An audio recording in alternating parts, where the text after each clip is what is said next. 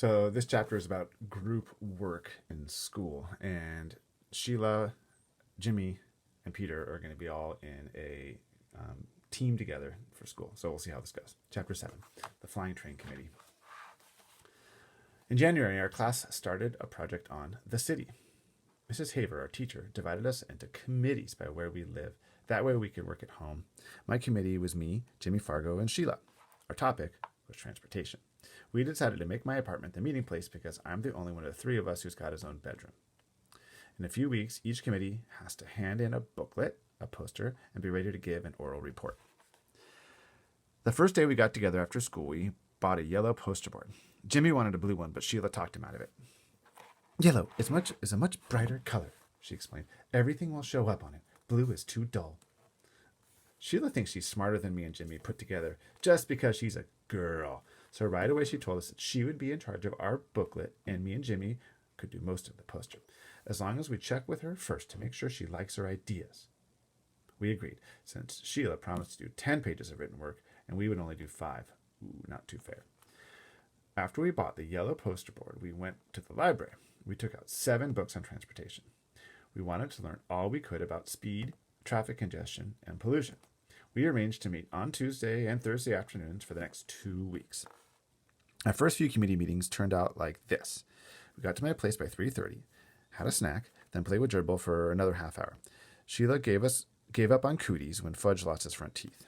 But it still isn't much fun to have her hanging around. She's always complaining that she got stuck with the worst possible committee, and that me and Jimmy fool more than we work. I think she means fool around. We only put up with her because we have no choice. Sheila and Jimmy had to be home for supper before 5:30, so at 5 o'clock we start cleaning up. We keep our equipment under my bed in a shoebox. We have a set of magic markers, Elmer's glue, Scotch tape, and a really sharp pair of scissors, and a container of silver sparkles. Sheila carries our committee booklet back and forth with her. She doesn't trust us enough to leave it at my house. The poster board fits under my bed, along with our supplies. We stack the library books on my desk. The reason I make sure we clean up good is that my mother told me if I leave a mess, we'd have to find someplace else to work. By our third meeting, I told Jimmy and Sheila that I'd figured out the solution to New York City's traffic problems. We have to get rid of traffic, I said. There shouldn't be any cars or buses or taxis allowed in the city. What we really need is a citywide monorail system. That's too expensive, Sheila said. It sounds good, but it's not practical. I disagree, I told Sheila. It's very practical. Besides, getting rid of traffic, it'll get rid of air pollution, and it'll get people to where they're going a lot faster. But it's not practical, Sheila, Peter said again. It costs too much. I opened one of my books on transportation and read Sheila a quote. A monorail system is the hope of the future. I cleared my throat and looked up.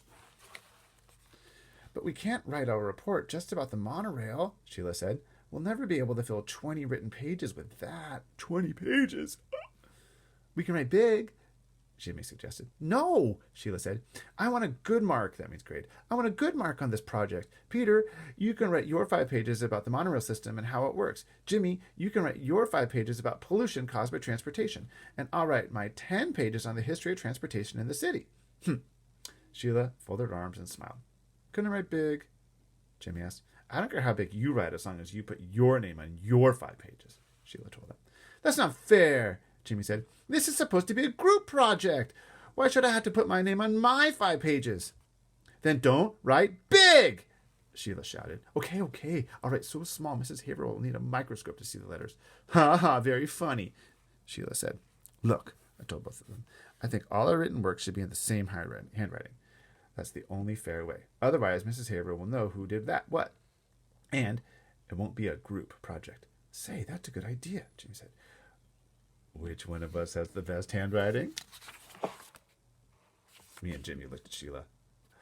Well, I do have a nice even script, Sheila said. But if I'm going to copy over your written work, you better give it to me by next Tuesday. Otherwise, I won't have enough time to do the job. And you two better get going on your poster. Sheila talked like she was the teacher and we were the kids.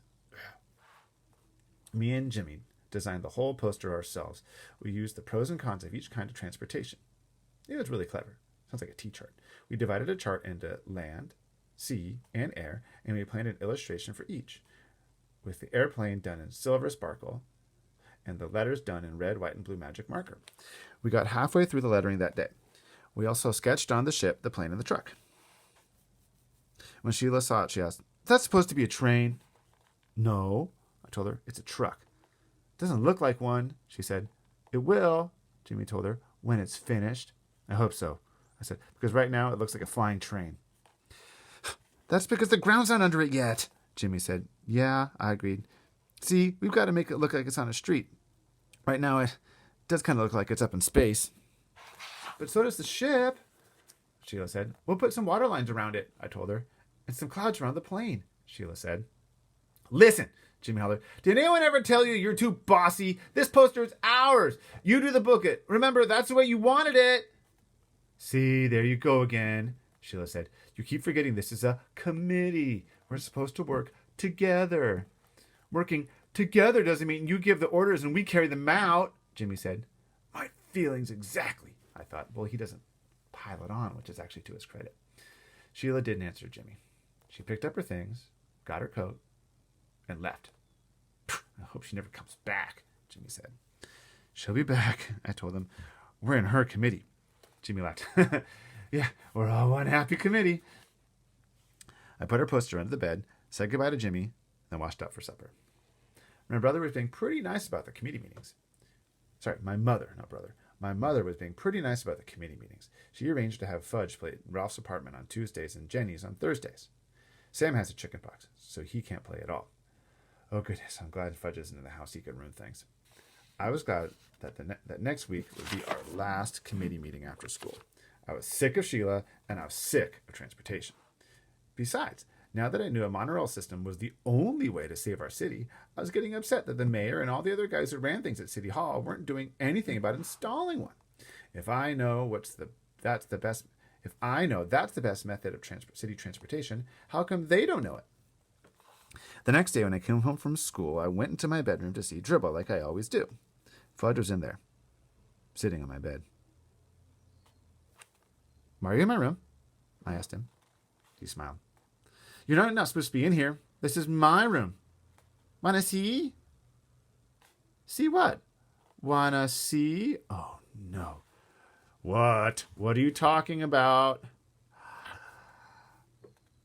He jumped off my bed and crawled underneath it. He came out with our poster. He held it up. "See?" he said. "Pretty." "What did you do?" I yelled. "What did you do to our poster?" It was covered all over with scribbles and every color magic marker. It was ruined. It was a mess, and it was ruined. I was ready to kill Fudge. I grabbed my poster and ran into the kitchen to show it to my mother. I could hardly speak. "Look," I said, feeling a lump in my throat. "Just look what he did to my poster." I felt tears come to my eyes, but I didn't care. "How could you let him?" I asked my mother. "How? Don't you care about me?" Stop there.